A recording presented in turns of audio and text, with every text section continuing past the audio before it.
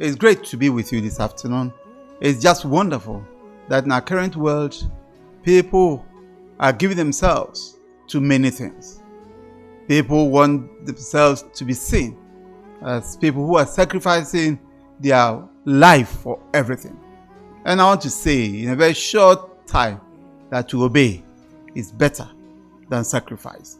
And this is so important because people think the more they donate, the more they sacrifice their time, the more they spend time to pray, the more they give big offering to their church. That is how they are blessed. It is true to some extent. But then we have to come to a realization that to obey is better than sacrifice. We all know the instructions that God gave through Samuel to King Saul. Go and destroy completely the Amalekites. Saul did obey, but then he reserved King Agag and the fattest of the cows and the sheep and the goats. For what? He has good intentions to sacrifice to the Lord. And so when you read 1 Samuel 15, 22-23, but Samuel replied, does the Lord delight in burnt offering and sacrifices as much as in obeying the Lord? To obey is better than sacrifice, and to do heed is better than the fat of rams. Now that is so important because even the Great Commission hinges on that go make disciples. When you read Matthew 28 from verse 19, teaching them to obey everything I have commanded. So it is not just enough to evangelize. It is not just enough to save souls. If these souls live a life of disobedience, if they live a life of rejection, if they live a life of arrogance. And so it has come to a time that we must understand that evangelism is not the focus of the Great Commission. It is discipleship. And discipling means that helping and nurturing and teaching people, equipping people to be more and more like Jesus Christ. What that means is that as they become disciples of Christ, they want to be as the man Jesus Christ. Not in one area, but in every area of life. And we do know what Christ came to do, especially at the time when he was announcing about his death. The disciples were thinking that it's all about leadership. But he saw that, to obedience is the critical thing that is needed. And so, if only you are interested in teaching, making disciples, preaching in the church, even Sunday school, what's the focus of your teaching? It is to cause people to live a life of obedience. And that is so important. And that's why in Matthew 7, 21, 23, it said, not all who say, Lord, Lord, will enter the kingdom. Only those who do the will of the Father. So it is not a matter of shouting it, claiming it. It's not a matter of preaching it or teaching it. All these are good anyway.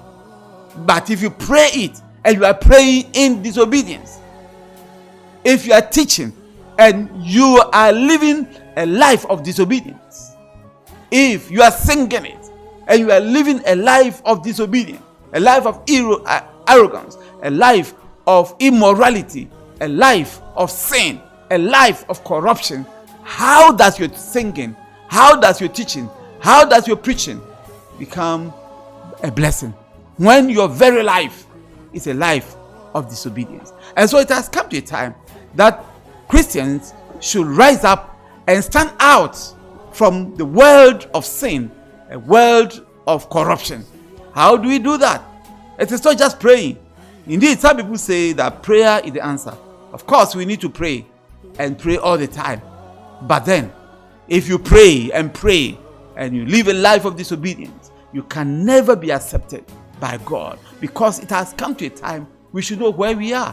Whom do we belong to?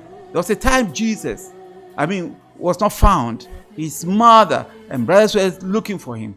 And then when they saw him, people informed that your brothers and sisters are looking for you.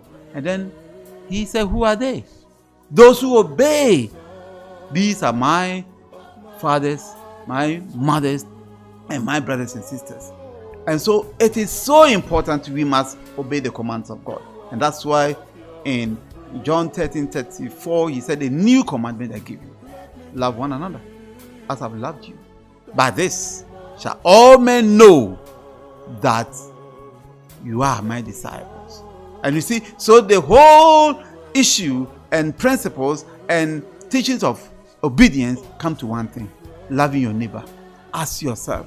If you cannot do that, and you are preaching it, when you can't even marry your wife, when you can't love your neighbor as yourself, and when you cannot serve yourself, then you see we are living a life of disobedience. Now, it's so important that we should come to that understanding that we are not just doing church.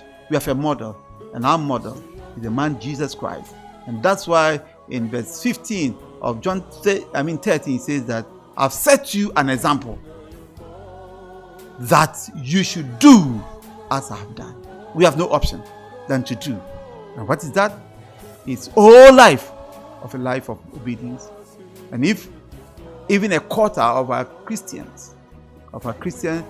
brothers and sisters are living a life of obedience, I think our world would be a life of prosperity, success, and peace. Why? Because you want to obey the King. You love Jesus. You can't disobey him. You love him so much that there's no way you want to do anything to hurt him. And the only thing we can do to please him is to obey him. Not in one thing, but in our families, in our homes, in our workplaces, in our professions. If others are living a life of corruption, are living a life of schism, manipulation, and stealing, you are special. You belong to the King of Kings and the Lord of Lords. What marks you out among all the others is your life of obedience. When you read John 13:15, say, now that you know this, you will be blessed if you do them. We have no option than to do it, to showcase that we represent the King of Kings and Lord of Lords. You are the light. You are the salt. We can't fail. And the only way we can stand out is to obey him in whatever position, whatever capacity, wherever you find yourself. You have no option than to obey. Thank you and God bless you.